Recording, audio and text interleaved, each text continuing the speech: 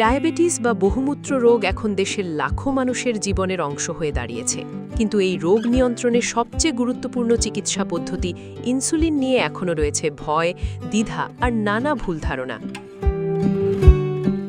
BBC বাংলায় প্রকাশিত এক প্রতিবেদনে উঠে এসেছে এমনই কিছু বাস্তব অভিজ্ঞতা, যেখানে ইনসুলিন নিয়ে রোগীদের মধ্যে ভয় কাজ করছে। পটুয়াখালীর বাসিন্দা মাহমুদ ওসমান গনি প্রায় 10 বছর ধরে ডায়াবেটিসে ভুগছেন, তবে তিনি কখনো ইনসুলিন নেননি। তার ধারণা, একবার ইনসুলিন শুরু করলে তার বন্ধ করা যায় না।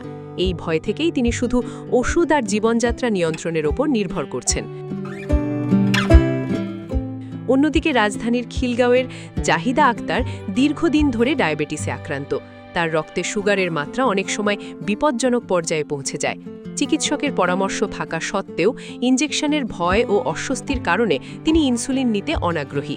তবে বিশেষজ্ঞরা বলছেন, ইনসুলিন নিয়ে এই ভয় অনেকটাই ভুল ধারণার ওপর ভিত্তি করে তৈরি। ইনসুলিন হল মানবদেহের একটি গুরুত্বপূর্ণ হরমোন, যা শরীরের শর্করাকে শক্তিতে রূপান্তর করতে সাহায্য করে। যখন শরীর পর্যাপ্ত ইনসুলিন তৈরি করতে পারে না, তখন বাইরে থেকে ইনসুলিন দেওয়া প্রয়োজন হয়।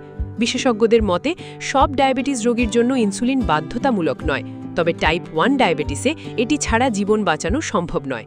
আর টাইপ 2 ডায়াবেটিসে অনেক সময় ওষুধ আর খাদ্য নিয়ন্ত্রণেও নিয়ন্ত্রণ না এলে ইনসুলিন দরকার হয়।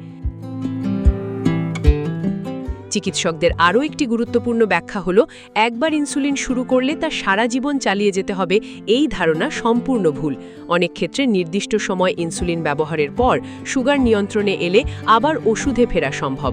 তবে বিশেষজ্ঞরা সতর্ক করছেন, নিজের ইচ্ছায় ইনসুলিন শুরু বা বন্ধ করা বিপজ্জনক হতে পারে।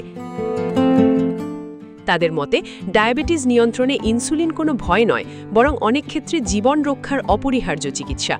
শেষ পর্যন্ত বিশেষজ্ঞদের বার্তা একটাই, রোগ নয়, রোগ সম্পর্কে ভুল ধারণাই অনেক সময় সবচেয়ে বড় ঝুঁকি তৈরি করে। ডেস্ক রিপোর্ট, কাল প্রকাশ।